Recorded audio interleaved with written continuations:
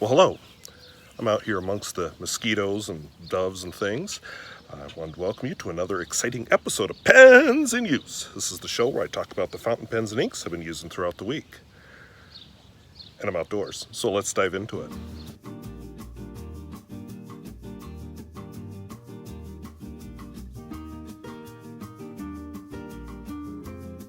If videos like this interest you, where I talk about fountain pens both new and old and at all price points, I would invite you to subscribe. And what do you think of North Dakota diving into the presidential race? Let us know down in the comments. So, let's take a look at some pens indoors. Alright, so these are my pens that I've been using this week.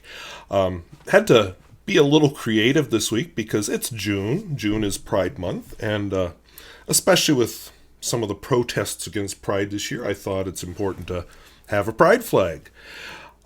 You don't have to be a member of that community to support them, so showing a little support here. I will just also mention that this is the best I could do for purple because I don't own a purple pen. And it's on a black background because on the normal tan background, the colors just didn't work out. So, anyway, from top to bottom, I have a Parker Duofold Senior. I have an Aurora 88. I have a Flaro, which is a Romanian brand. It's vintage. The Parker is also vintage. Here's a vintage Pelikan 400 NN. Here is a vintage Centropen 10016. And finally, a vintage Parker Duofold Streamline Junior. As always, I will be doing my writing sample in this seafood-flavored cognitive surplus journal. And since I didn't think of this during the writing or during the talking part, because I filmed that already, if you like the way the pens look on this black background better than the tan, let me know down in the comments. So the first pen is my Parker Duofold Senior. This was actually sent to me by an Australian viewer. We've got a little bit of made in England. I can't read that, I'm sorry. Let me get my loop out. It just says Parker Duofold registered trademark, and then made in England. So I'm not sure if this specific model was ever sold in the US. I have another one where this little bit's missing, a green one.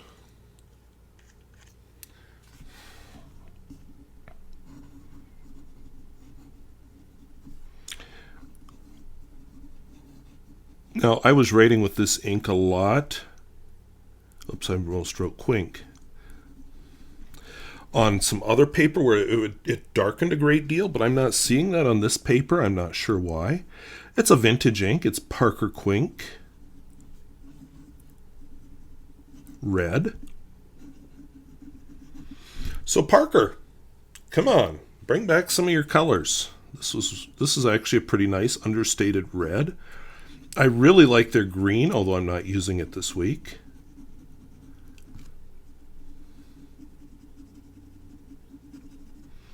On a Tomoe River paper, which a few people are getting as that are pen mails or pen pals, it darkens a lot on the paper. On that note, I'm going to do a pen pal live stream next week on Saturday. Look forward to the announcement. And I am sorry that I took a week off there. Too many things to do and not enough time to do them. So this is an Aurora 88 Modern. I was actually had this inked up originally. I was going to do a comparison. I did film it. I just haven't finished the talking part. Between this and the Mont Blanc 146. So this has a flex nib in it. The ink in it is Lamy Bronze.